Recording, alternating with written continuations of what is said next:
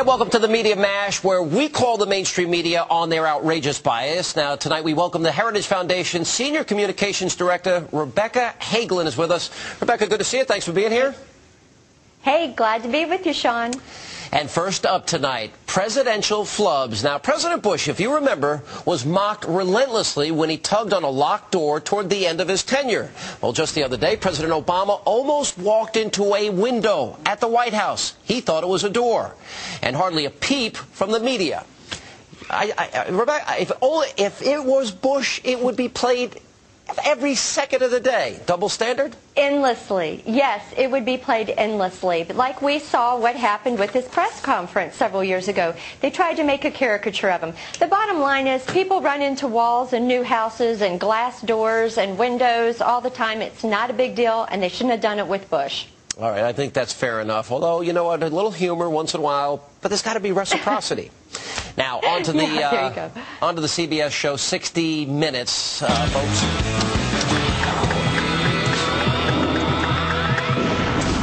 We packed all the bias on that show into 60 seconds. Now, in this particular segment, Bob Simon reports that Israel has become an apartheid state. Now, take a look at 60 Minutes in 60 seconds. Here's what he's up against. Scores of Israeli settlements dominating the lowlands like crusader fortresses. The Israelis always take the high ground. Sometimes the hills, sometimes the homes. And sometimes Arabs are occupied inside their own home. Without a separate Palestinian state, the Israelis would have three options, none of them good.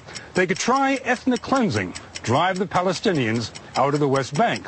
They could give the Palestinians the vote. That would be the democratic option, but it would mean the end of the Jewish state.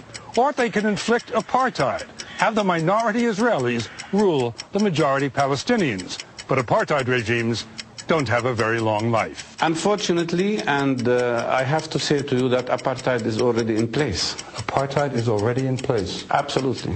Apartheid? Israel is building what it calls a security wall between the West Bank and Israel.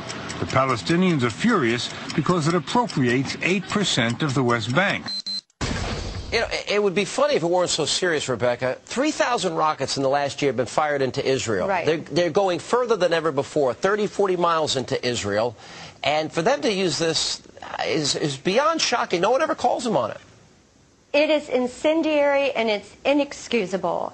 Israel is a sovereign nation and they have a right to defend themselves. They have a history of being threatened, of having terrorist attacks. My goodness, the terrorists say every day they want to destroy the state of Israel. And I think that CBS owes an apology to everybody that lives in Israel and every Jewish person in the United States of America for that comment. Well, you know what, Rebecca? Let's not hold our breath. But they should have the right to defend themselves, and there should be some sense of balance, but that's not the case, as is usual with 60 Minutes. It never is, especially when it comes to Israel. Yeah. All right, now, on to the Washington Post. The National Review's Jay Nordlinger calls attention to what he says is one of the most remarkable lead sentences in reporting history. Now, in a January 23rd article about the stimulus package, the Post leads with this sentence, quote, just days after taking office, vowing to end an era of petty grievances, President Obama ran into mounting GOP opposition yesterday to an economic stimulus plan that he had hoped would receive broad bipartisan support. Now, the implication, of course, being that any opposition to the stimulus package, with all its wasteful spending, is nothing more than petty grievances on the part of Republicans. I just want some sense of fairness to it. If they're going to bring the censorship doctrine to talk radio, maybe they need to bring it to their own headlines and their own covering of news. What do you think, Rebecca?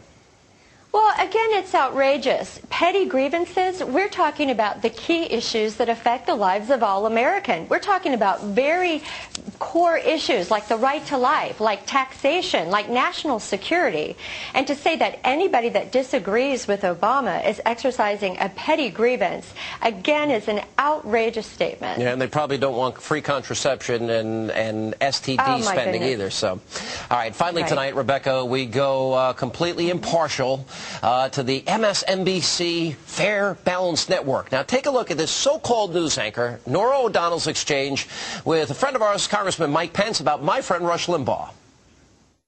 No doubt you can agree with Rush Limbaugh about that he is calling this stimulus package essentially a sham, what's going on, that it's just too full of wasteful spending. But on that specific thing, that we have to bend over because this is the first black president, why don't you feel like you could denounce something like that? Are you so beholden to someone like Rush Limbaugh that you can't say that that's not the type of rhetoric when America's trying to come together and do something? I don't think Nora ever listened to Rush, Rebecca. Obviously she hasn't, and it's kind of funny how Rush and you get attacked by the liberal media and liberal politicians. You must be having some great effect, Sean. You know, but what she did here was really amazing. She succeeded in insulting both Rush Limbaugh and one of the best congressmen this country's ever seen, Mike Pence. Two people of outstanding character who are working to create equal opportunity for all people. I'm getting jealous. The president didn't attack me this week. That's almost a record. Yeah. So, well, you know, what's up with that? Well, Rebecca, Heritage Foundation, AskHeritage.org, thanks for being with us.